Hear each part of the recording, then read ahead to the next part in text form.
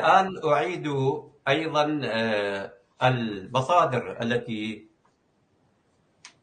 اعتمدت عليها في هذه المحاضرة والحلقات القادمة التي تأتي في هذا الموضوع، موضوع الكلمات الكردية الداخلة إلى اللغة العربية.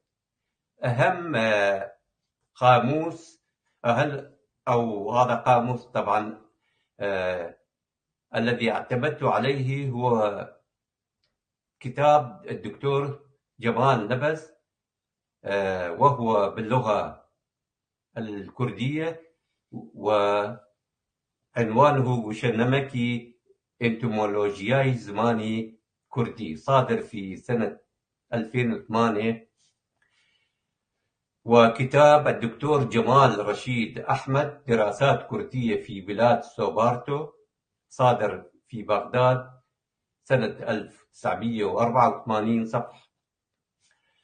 والدكتور جمال رشيد أحمد أيضا له كتاب آخر فيه كثير من الكلمات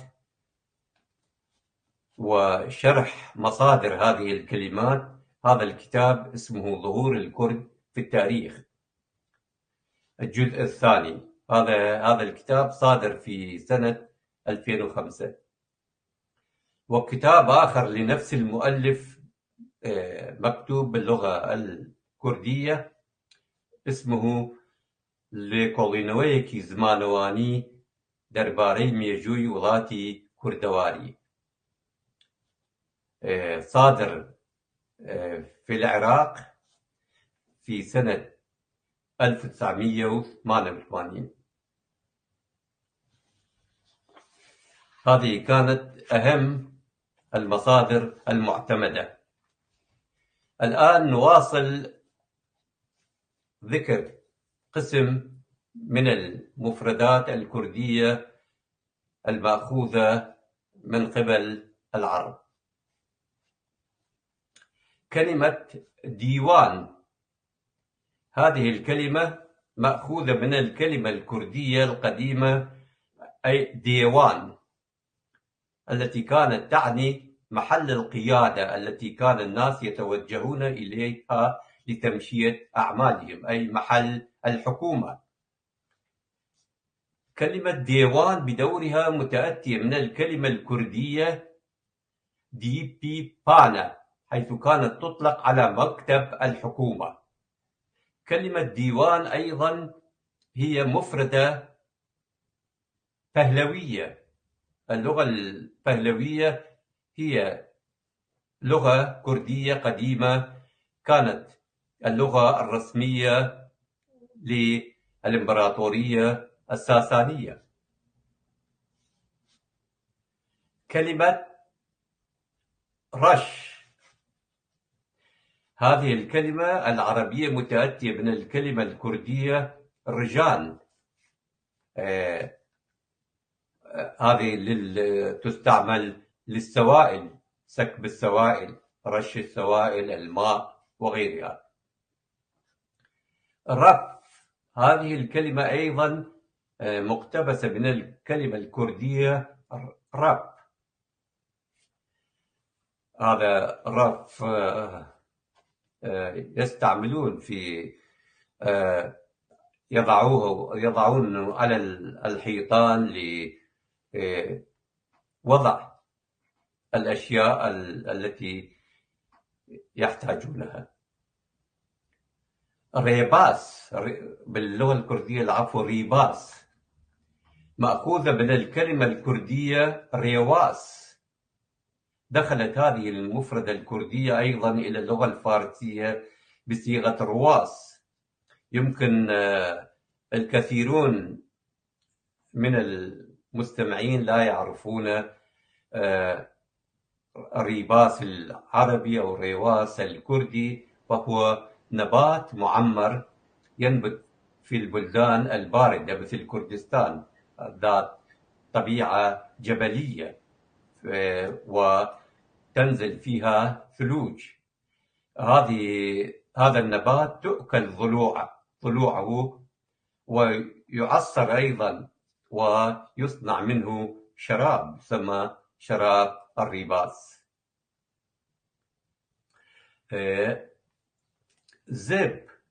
زب هذه الكلمة تعني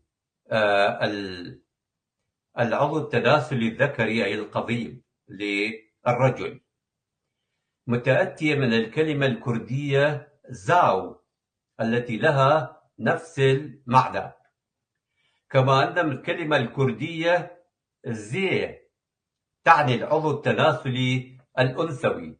ولذلك نرى بالنسبة للكرد الذين يستمعون إلينا الآن يعرفون هناك في اللغة الكردية زاوزي هذه الكلمة متأتية من زاو وزي العضو التناسلي الذكري والعضو التناسلي الأنثوي، ولكن بدمج هاتين الكلمتين تصبح زاوزي تعني إنجاب الأطفال. نقول النساء على سبيل المثال يعملون زاوزي يعني ينجبون الأطفال في حالة الإنسان.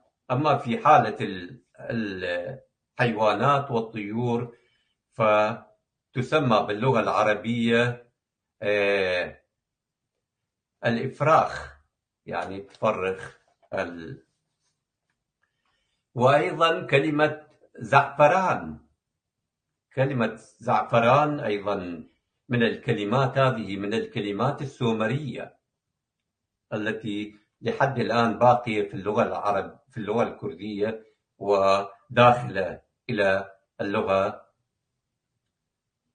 العربية. زعفران هذه أيضا مادة صفراء.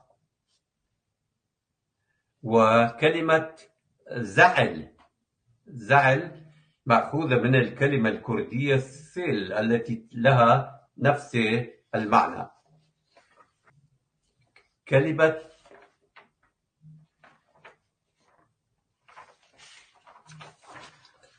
زفاف هذه الكلمة مأخوذة من الكلمة الكردية المركبة زماوند التي تتألف من كلمة زماوند يعني زفاف باللغة الكردية، ولكن هذه كلمة مركبة تتألف من كلمة زاما وزافا التي تعنيان الريس. نقول فلان زافا أو زاوا باللهجة الكرمانجية الشمالية نقول زافا، وباللهجة اللهجات الأخرى نقول زاما أو زاوا. زاما باللهجة الهورامية وزاوا باللهجة الكرمانجية الوسطى السورانية. والمقطع الثاني من كلمة زماوند الوند تعني الارتباط بشيء ما. هذه الكلمة أيضا هي كلمة ميدية موجودة بصيغة زامات، والتي تعنيان الإنسان الذي يولد، أي الإنسان الذي يستطيع أن يخلف أطفالا. تم تحوير هذه الكلمة الكردية إلى زاف حسب الآتي: زماوند، زفافند، زفافند، وزفافة زفاف.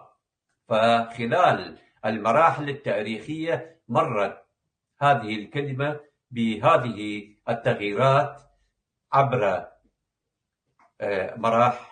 هذه المراحل الزمنية إلى أن صارت زفاف، دخلت بصيغة زفاف إلى اللغة العربية.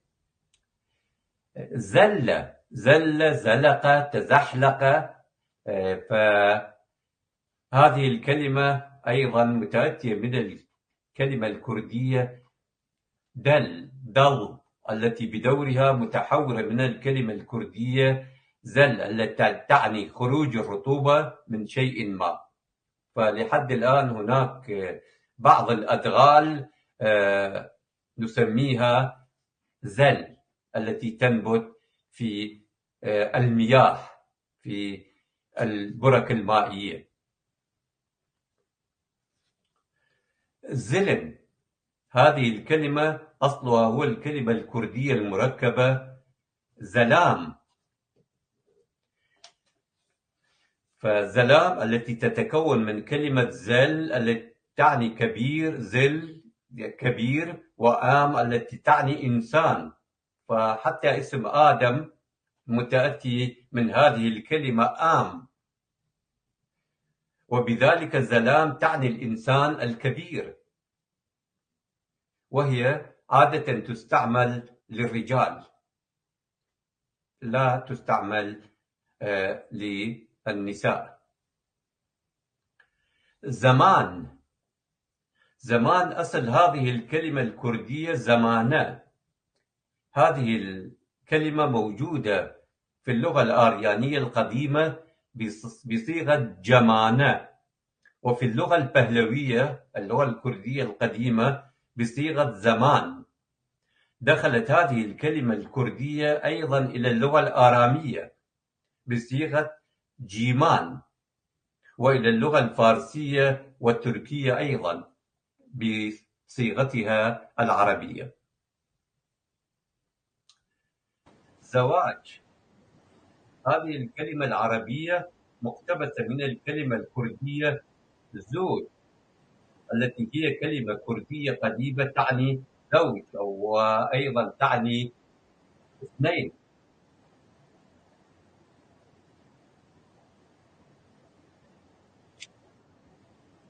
ساذج، هذه الكلمة مأخوذة من الكلمة الكردية ساويلكا المتأتية من الجذر ساو، وطبعا هذه الكلمة أيضا كلمة بهلوية، كلمة بهلوية بصيغة ساذج. الكلمة البهلوية أقرب إلى الكلمة المأخوذة من قبل العرب، في اللغة البهلوية تسمى ساذج، وفي اللغة العربية أصبحت ساذج، حيث لا توجد حرف ج في اللغة العربية، فحولوا حرف الج إلى حرف الجيم.